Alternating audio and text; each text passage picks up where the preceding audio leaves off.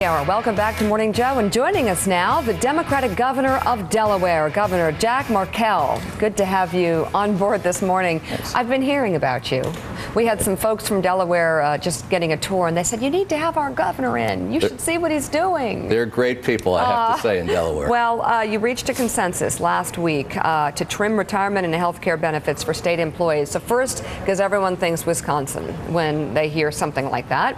How did the trims that you guys agreed on last week compare to the ones in Wisconsin? Were they as severe? I don't think they were quite as severe, but they were very meaningful. And we've been through protests in Delaware. In fact, a couple years ago when I took office, we had a huge shortfall. I proposed a pay cut.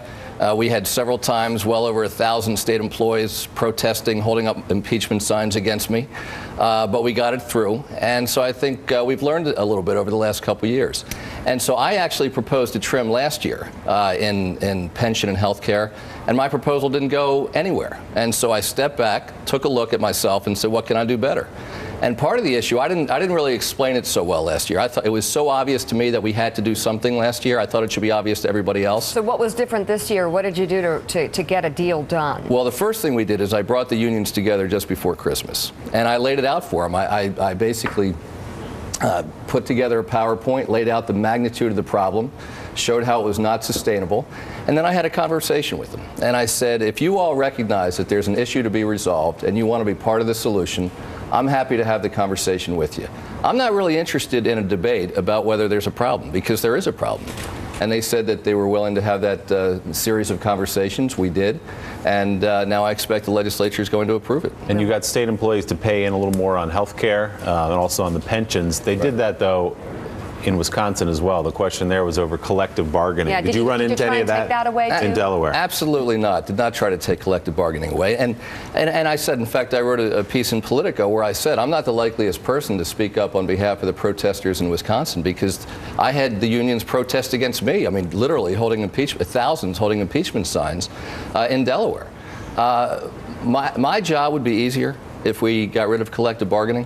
But my job is not to make my job easier. And I think part of the issue is I spend so much time with our state employees, the people in the hospitals, the nurses and the attendants in the hospitals who are caring for our most vulnerable. The truck drivers, the guys who are plowing the snow in the middle of the night when the rest of us were sleeping, or the probation and parole officers. These people have really difficult jobs, and we value them. And we know that they value their benefits. But that, Governor, with all due respect, is very easy to say. It just rolls off the tongue because it sounds so good to everybody. And the bottom line is what Scott Walker did, though very unpopular in Wisconsin to those who showed up protesting, is what I believe Mitch Daniels did and has worked. He made his job easier, so maybe he could solve problems in a bigger way. If your cuts are not that deep, if your trims are not as big as the ones in Wisconsin, and you don't have the right to make more moves to balance the budget and fix the state's fiscal situation in the future, what are you really getting done? Well, first of all, I set a target. I set a target of $100 million over the 5 years. We're a small state, but that's a meaningful number for us in terms of saving. We're going to hit that target. And what people are really focused on is less about the budget. We've got to manage the budget well. We've got to be fiscally responsible. We have a AAA rating. We're one of the few states that does have a AAA rating. And what we're really focused on is making sure that we're putting more people back to work. In the long run, that's the best way to fix our state. We've got to be fiscally responsible. We've got to take care of the folks who are most vulnerable in our state. But what we really have to do is improve our economic climate. And that's what I try to do every single day. Well, Delaware is, the corporate capital of America. You got a lot of corporations located there, and it's always been considered a good state. But let me ask you this: how do you think your party's doing at the national level, where President Obama's presiding over a $1.65 trillion deficit, and they're arguing about cuts of $4 billion here and $6 billion there? Do you think we're going to solve this problem, or do you think we're going to go over the cliff with it? Well, I think we've certainly got a long way to go. I think obviously a lot of what President Obama is dealing with he inherited, but that's another conversation. But I think we have just not been very well served at the national level by the false choices in this political debate, and we certainly weren't well served during the 2010 election. Yeah, but go ahead. How long have you served as governor? 2 years. Okay, so you inherited your state's problems.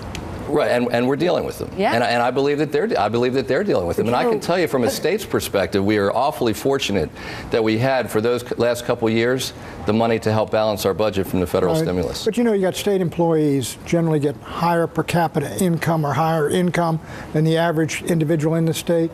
Federal government employees, I think it's virtually pay and benefits are virtually double what folks get in the private economy. Isn't that the place where they're going to have to make the sacrifices if you're going to bring these budgets into balance? Well, I think at the federal level or over the long term, they're certainly going to have to deal with some of the entitlements.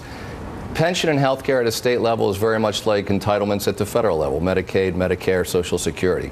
In the end, I mean, I do believe that what the Simpson-Bowles Commission came out with is real, and that's going to have to be addressed. But in the meantime, what we have from my party, it's too often we hear too much about the excess executive compensation. We hear too much about all the corporate evil doing. And on the other side, all we hear about is if you just lower taxes, that's the only thing that it's going to take to build the economy. And I don't think either one is right. Not or changing a lot. Mark? Governor, I want to ask you about Afghanistan.